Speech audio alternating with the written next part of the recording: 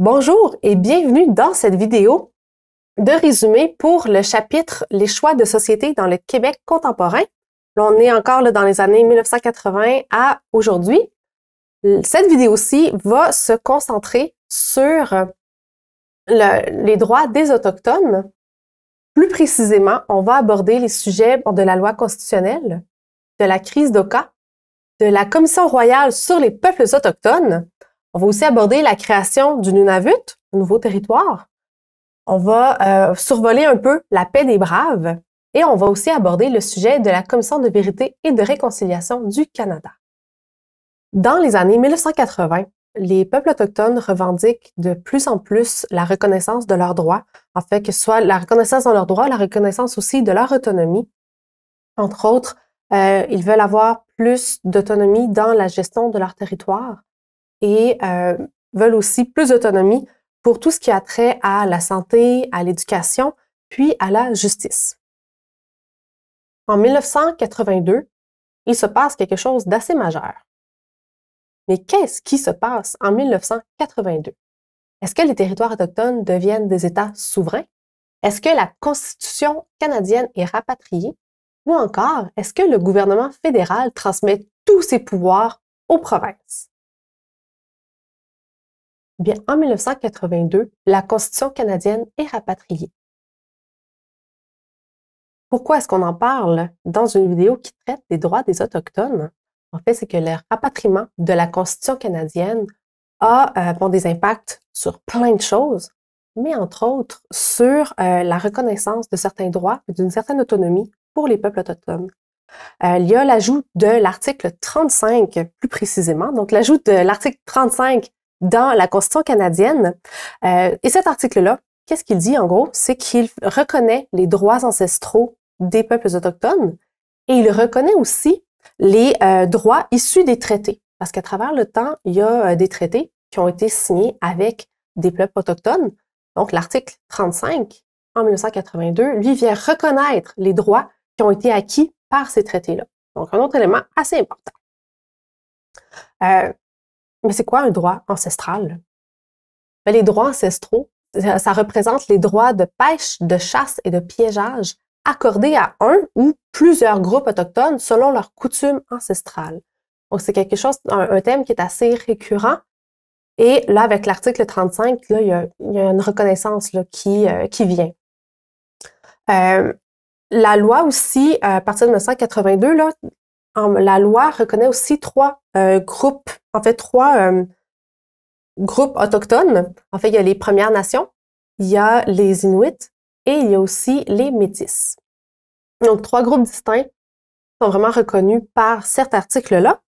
Puis, l'article aussi, ce qu'il fait, c'est qu'il facilite l'utilisation des tribunaux. Donc, ça n'avait pas toujours été facile dans le passé pour les peuples autochtones de passer par les tribunaux pour faire reconnaître des droits. Eh bien là, avec le rapatriement de la Constitution, avec les changements que ça apporte, il y a plus de facilité de prendre cette voie-là pour faire reconnaître, faire respecter aussi leurs droits. 3 ans plus tard, en 1985, le gouvernement du Québec reconnaît 10 nations autochtones qui habitent sur son territoire. Quelques années plus tard, en 1989, il y a une 11e nation qui s'ajoute à cette liste-là, la nation malécite. Et en reconnaissant comme ça ces nations-là, le Québec aussi reconnaît les droits ancestraux qui sont liés à ces nations. En gros, en fait, qu'est-ce que ça change? Le fait qu'une nation soit reconnue, ça va lui donner le pouvoir de négocier avec le gouvernement du Québec, le pouvoir de négocier pour avoir plus d'autonomie sur le territoire, mais aussi pouvoir négocier pour le droit de conserver sa culture, conserver sa langue, conserver aussi ses traditions. On va maintenant parler d'un événement assez majeur. Mais, tout d'abord, en fait, quel nom donne-t-on à l'événement majeur qui oppose les Mohawks et les gouvernements provincial et fédéral en 1990? Est-ce que cet événement-là, c'est la crise d'Oka? Est-ce que c'est le conflit canado-mohawk? Est-ce que c'est la crise de la Commission royale? Ou encore, est-ce que c'est la paix des braves? Bien, l'événement, c'est la crise d'Oka. Comme je l'ai mentionné, crise d'Oka qui a lieu en 1990. C'est une crise qui oppose les Mohawks de Kanesatake et de Kanehaké et les gouvernements, le provincial et fédéral.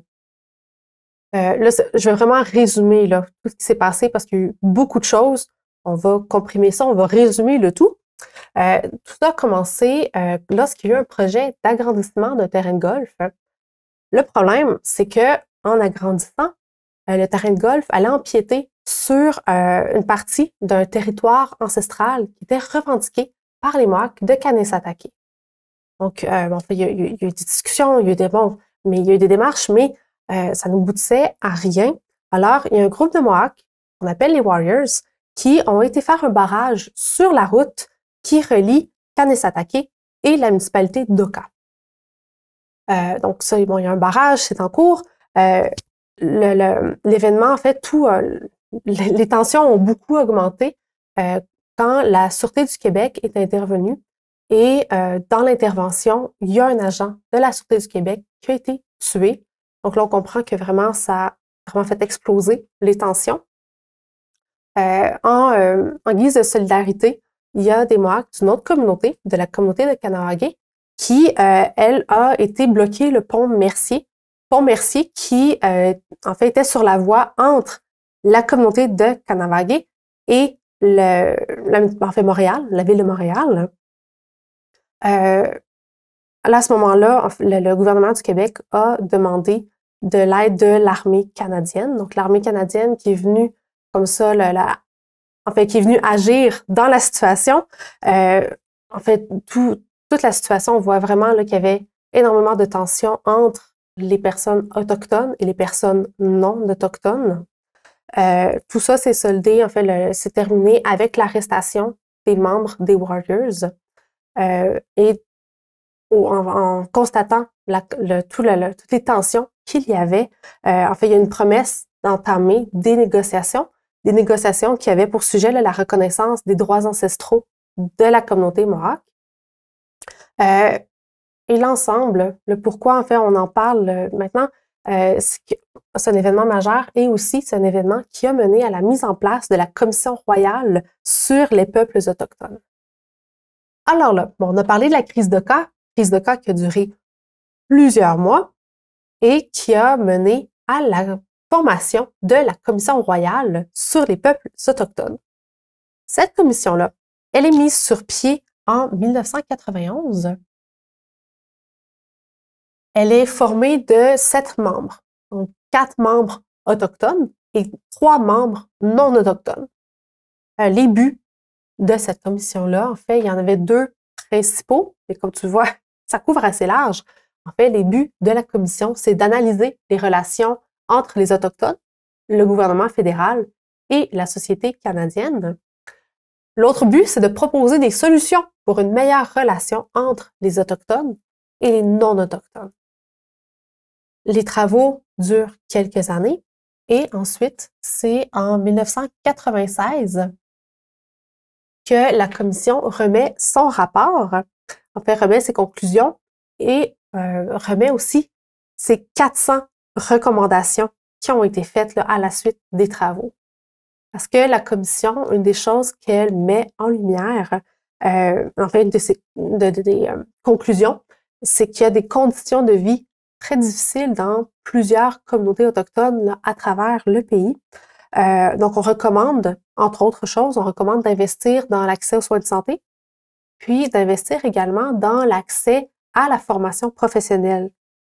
Il y a quelques mesures qui sont mises en place. Là, on est dans les années 2000, les années 2010. Il y a quelques recommandations qui sont mises en place. Il y a entre autres des programmes pour la construction de logements. Il y a aussi des programmes pour l'accès à la santé, l'accès aux soins de santé, puis à l'éducation. Mais bon, il y a des choses qui sont réalisées, des choses qui sont mises en place, mais ça règle quand même pas tous les problèmes. Il y a des problèmes qui persistent, des problèmes comme la pauvreté, le manque de logements aussi. Donc, il y a des logements qui sont construits, mais c'est pas suffisant. Il y a encore un manque de logements qui est vécu. Il y a aussi la perte de culture qui reste un problème. Il y a aussi des recommandations. Dans les 400 recommandations, là, il y en a aussi qui étaient apportées plus politiques. L'idée de certaines d'entre elles, c'était de permettre aux nations autochtones plus d'autodétermination.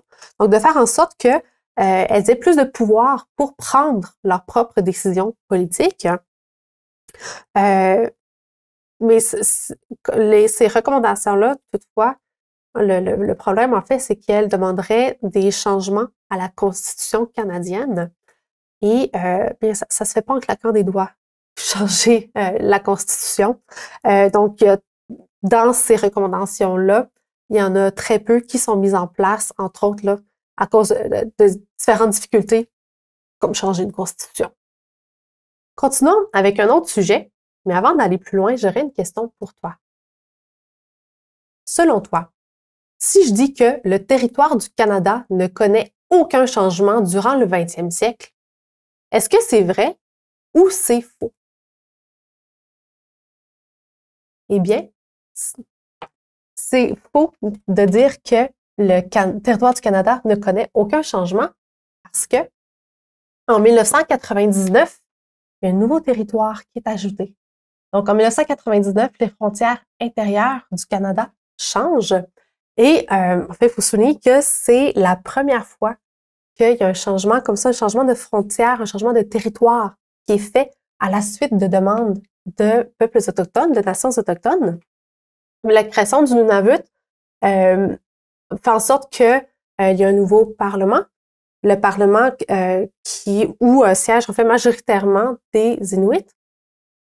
Et aussi, la principale langue officielle, c'est la langue inuit. Donc, 1999, un nouveau territoire, et dans ce territoire-là, 85% des gens qui l'habitent sont des personnes inuites. La paix des Braves, elle est le résultat d'une dizaine d'années de négociations entre le gouvernement québécois et le Grand Conseil des Cris. En 2002, donc, il y a une entente qui est entendue, enfin une entente qui est signée, et cette entente-là a plusieurs buts. En fait, entre autres, l'entente cherche à favoriser le développement économique de la région. Donc, on voit ici là, le territoire traditionnel des Cris. On veut favoriser son développement économique. On veut aussi encourager la participation d'entreprises Cris au développement du territoire. Donc, il y a aussi une reconnaissance des droits ancestraux des Cris sur ces terres-là. On veut, par tout ça, là, on veut faciliter parce qu'il y a beaucoup de projets miniers, des projets forestiers aussi, puis des projets d'hydroélectricité, donc les grands barrages. On veut faciliter la réalisation de projets de ce type-là. L'entente, là, on parle, c'est environ 4,5 milliards de dollars qui sont versés par le gouvernement du Québec à la nation Cris. Là, on parle environ on parle d'une période de 50 ans pour cet argent-là. Et par tout ça, vraiment, on veut favoriser un développement économique. En contrepartie, les Cris abandonnent les poursuites qu'ils avaient intentées contre le gouvernement québécois, des poursuites qui avaient été intentées à la suite là, de la Convention de la baie James et du Nord québécois. On se rappelle qu'elle avait été signée en 1975. Donc, ils abandonnent ces poursuites-là. Alors, la Commission de vérité et réconciliation du Canada, qu'est-ce que c'est? Bien, avant d'aborder ce sujet-là, j'aimerais juste comme refaire un peu un retour en arrière pour qu'on se mette en contexte. Parce qu'on se souvient que durant le 19e siècle, il y a des pensionnats autochtones qui sont mis en place. Le gouvernement et des membres des communautés religieuses gèrent ces pensionnats-là, et les pensionnats prenaient des enfants autochtones pour les accueillir et vraiment leur enseigner à vivre selon les valeurs, selon les manières de vivre de la société canadienne. Donc, il y avait tout un aspect, une volonté d'assimilation derrière ces pensionnats. Les pensionnats, donc, ça commence au 19e siècle, dans les années 1800, mais ça continue jusque dans les années 1990. Par après, donc dans les années 1990, dans les années 2000, il y a beaucoup de groupes autochtones qui intentent des poursuites contre le gouvernement fédéral, puis contre les églises qui étaient impliquées dans les pensionnats. Donc, ces démarches-là ont mené en 2007 à la signature de la Convention de règlement relative aux pensionnats indiens. En gros, qu'est-ce que c'est cette convention-là? En fait, c'est la convention, elle accorde des dédommagements aux survivants. Donc, les anciens pensionnaires toujours vivants peuvent recevoir des dédommagements. Puis, il y a aussi des excuses officielles qui sont demandées et qui sont réalisées l'année suivante, là, en 2008. Il y a également, enfin, un autre impact là, de la Convention, c'est la création de la Commission de vérité et réconciliation du Canada. Et quels étaient les buts de cette commission? En fait, la Commission de vérité et réconciliation, elle était là pour informer la société canadienne du vécu, en fait, des mauvais traitements, des séquelles qu'ont vécu les gens qui ont fréquenté les pensionnats. On parle d'environ 150 000 personnes, 150 000 Autochtones qui ont fréquenté les pensionnats. Donc, la commission était là pour porter une écoute à ce qu'ils avaient à dire. Durant ces travaux, la commission là, a rencontré des milliers de personnes et a entendu près de 6 000 témoignages d'anciens pensionnaires, des pensionnaires qui venaient des communautés inuites, des communautés métisses et aussi qui étaient membres des Premières Nations. Donc, il y avait tout un aspect ça, de prendre cette information-là, d'écouter les anciens pensionnaires, mais il y avait aussi un aspect là, de proposer des solutions parce qu'il y a des conséquences à long terme au pensionnat. Donc, la commission avait aussi pour but de proposer des solutions pour faire face à ces conséquences-là. Elle a travaillé, en fait, elle a eu cours là, entre 2008 et 2014 et son rapport final, en fait, la commission a remis son rapport final en 2015. Ce rapport-là contenait 94 recommandations. Là, il a été question de plusieurs événements, plusieurs dates. Alors, c'est pour ça qu'on a créé ici une ligne du temps. On a rassemblé là, les principales dates dont il a été question. N'hésite pas là, à peser sur pause pour les lire un peu plus attentivement. Mais sinon, à part ça, je t'invite à écouter les autres vidéos qui concernent là, le chapitre pour vraiment faire une révision complète.